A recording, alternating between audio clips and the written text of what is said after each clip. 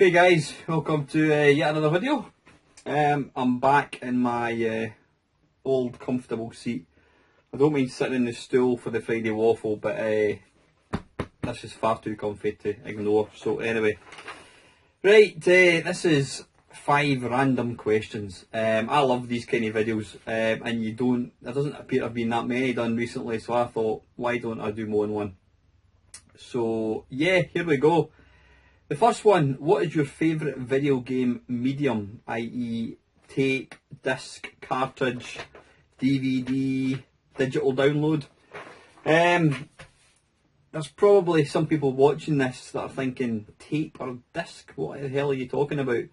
Well, back in the day, guys, anybody that's, I don't know, younger than probably 20 years old, or 30 maybe even, I don't know, tape was what we bought our games on 8-bit machines. It was magnetic tape and it took about 10 minutes to load a game. So yeah, that's what the 8-bit industry was built on. If you were lucky enough, you had a disc drive. And then after discs, we moved across to floppy disks on the 16-bit, which held, obviously they had a bigger capacity. They were quicker to load, and they held a lot more data as well. After that, what did we have? We had the DVD, was it?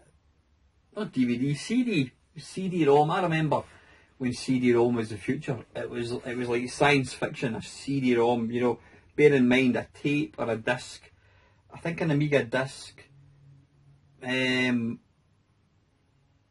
is it 700k it held? Something like that. You know, apologies if I've got this wrong, but anyway, say a disc was 700k, a CD-ROM was 700 meg, so it was like 700 times the capacity, so it really felt like the future when CD-ROMs came out.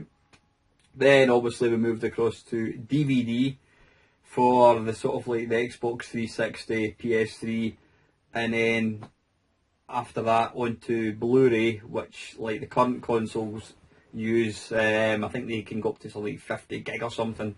You've got the PS4, Wii U as well, and the Xbox, they use Blu-ray. And obviously we've now got digital downloads, which is becoming increasingly popular. In fact, probably I would reckon 10 years time, probably 5 years time, you simply won't be able to buy discs. It'll all be digital downloads, which we're not even going to go into that. I don't think it's a good idea.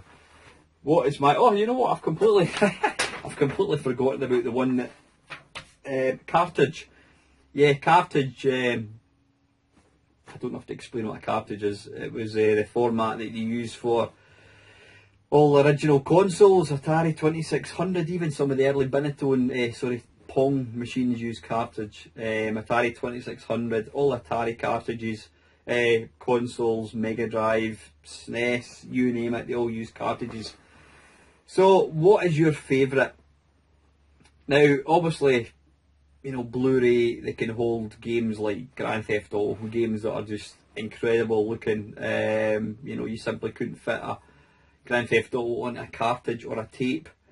From a nostalgic point of view, I suppose tapes, you know, they brought back a lot of happy memories because that's what I used on my C64. But the medium that I still like the best out of anything, it's got to be the cartridge. I love the simplicity of the plug and play. You plug it in, switch it on, boom, there you are. You've got the game. I mean, I don't play my Xbox One that often, and any time that I've played it in the last few months, any time I go to switch it on, there's always a bloody update. I mean, it really is the bane of this kind of generation, I think, and it's only going to get worse.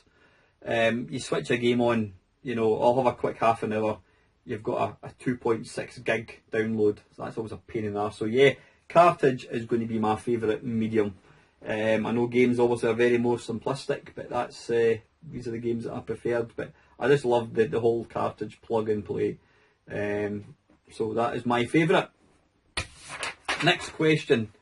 How much online gaming do you actually partake in? Now, when I got my Xbox 360, that was when I first kind of got to grips with online gaming. That was probably the first introduction to a lot of people with online gaming. I mean, you could play online games on the PC. People were playing Doom and what do you call it? Not Call of Duty. Well, they're playing Call of Duty. Can't remember the name of it. Whatever, it doesn't matter. The Half-Life game where you're on about shooting people. Can't remember what it's called. Anyway, yeah, people were playing that. So you could play like Quake 3 and that kind of stuff. You could play online games on the PC, but the last generation, the Xbox 360 and PS3, that was the sort of generation of technology, to my mind, that really opened up online gaming.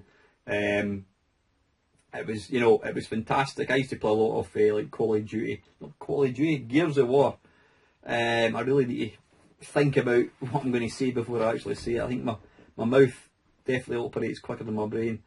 So yeah, I used to play a lot of Gears of War. Now, playing games like that with a party of 4 or 5 year mates with the headsets, it's absolutely phenomenal. It really is brilliant. I mean, that and what was it, Ridge Racer 6, I think it was. I used to play a lot of that as well. But I don't know what happened. Just as time moved on, I stopped playing online gaming. I think the fact you had to pay. I mean, it was the 360 I had, and you had to pay about 45 quid for the gold membership. I found I was playing less and less. In fact, to the point that I remember renewing my gold membership, and I simply didn't use it. The whole 12 months went by, and I realised I'd paid that money and I never even used it. So right now, online gaming, what do I play? I would say zero, absolutely zero. Saying that, I did play virtua tennis about a year ago against one of my mates. Excuse me a second. Right, in. Right, in. Come on, in. Right, I've got 2 smelly dogs with me. Yeah, I did play virtua tennis against a mate, and it's absolutely fantastic. It really is. Playing against your mates is brilliant. It really is good fun. But I think because my mates are all kind of similar ages to me, we've all got responsibilities, we've all got jobs, we've all got families, we've got other commitments to make. Sometimes trying to actually sit down and agree a time to do something like that, it's difficult. But yeah, as I've gotten older, I've simply gotten out of the way of playing online games. So I used to play, I wouldn't say I was a big online gamer. I used to play online games and it was always against my mates. But I would say probably in the last maybe 5 years, it's dwindled away to kind of nothing. So how much online gaming do you actually play? That's question number 2.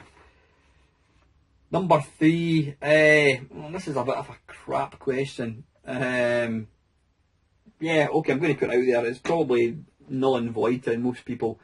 It's, have you ever written a game? Probably people who are from the PlayStation generation onwards are probably looking at me thinking, what are you talking about? But back in 8-bit days, the late 80s, or sorry, early 80s I should say, that's how it was, the bedroom coder, which was really the foundation of the computer games in the UK.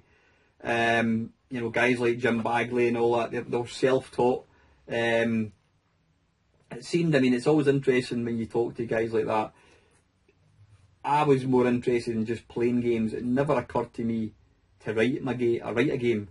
But there was obviously guys out there that were clever, that were able to, if they didn't have a game they wanted to play, they simply wrote their own one. So it was a good way to save money. But did you ever write your own game? What was the closest you ever came to writing your game? I never got beyond the basic, think of a number between 1 and 100, and then the computer would like try and work out what it was, type thing.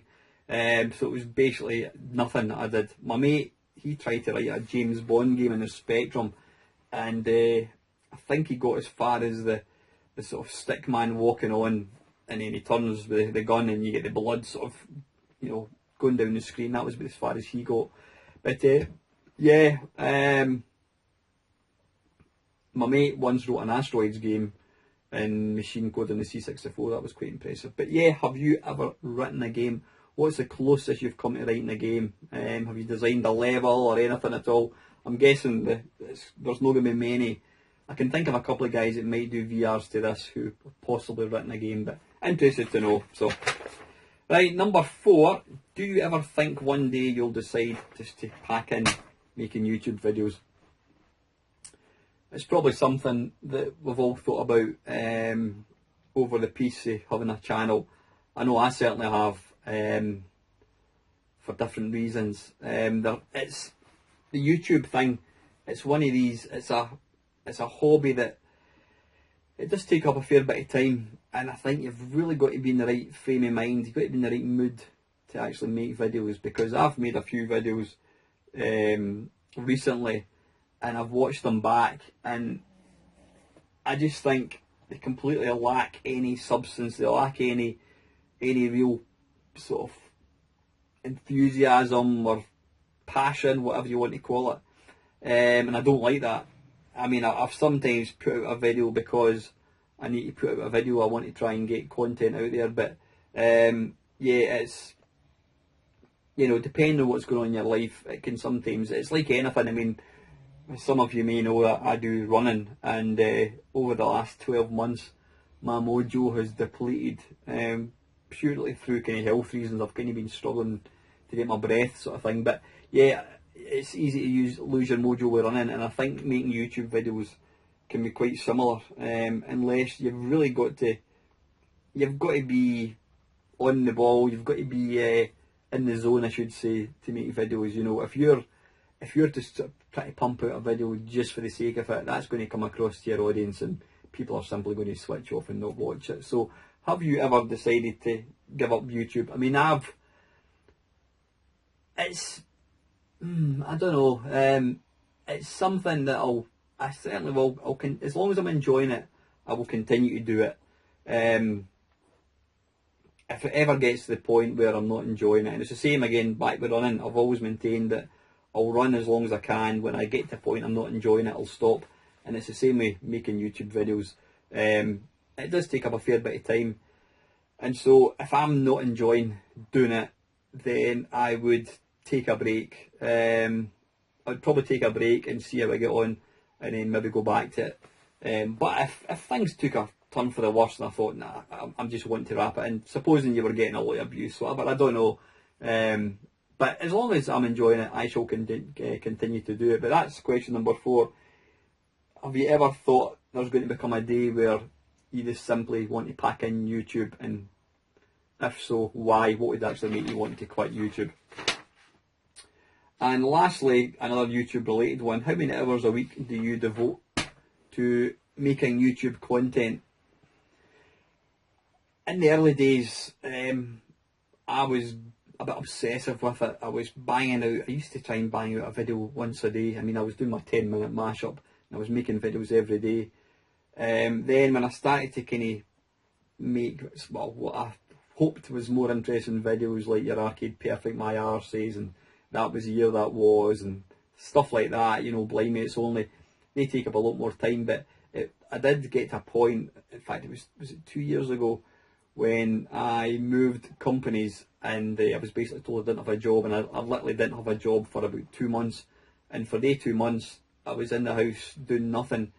And so I was banging out videos every single day, and it got to a point I was getting quite obsessed with it, which is not a good thing to be. You know, this is, at the end of the day, just a hobby.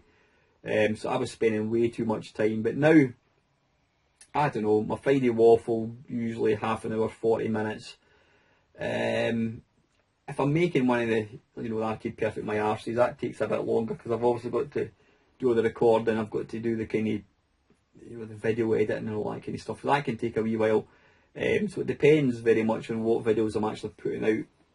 You know, determines how long I'm actually going to spend in a week. But I would probably say maybe 3 hours a week I spend, sort of, you know, from actually recording the thing to actually editing it and uploading it.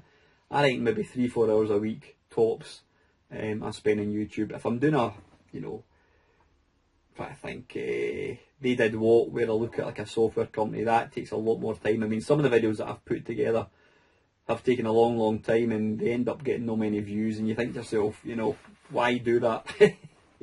You know, some of the videos that you can throw together in 10 minutes sometimes are the most popular. But I reckon I probably spend about 3 hours a week making YouTube content. So that is it, that's question number 5. So just to recap guys, question number 1, what is your favourite video game medium? Tape, floppy disk, cartridge, DVD, CD-ROM, Blu-ray, digital downloads. I don't think there's going to be many like that one.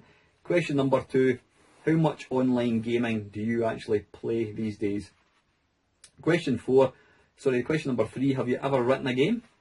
Question number 4, do you think one day you'll decide to give up YouTube? And if so, what do you think will be the reason that will cause you to do that? And lastly, question number 5, how many hours a week do you devote to making YouTube content? So anyway guys, if you have got a YouTube channel, obviously a VR would be splendiferous. If not, just stick your comments down below and hopefully I'll see a few responses to this. So as usual guys, thank you very much for watching.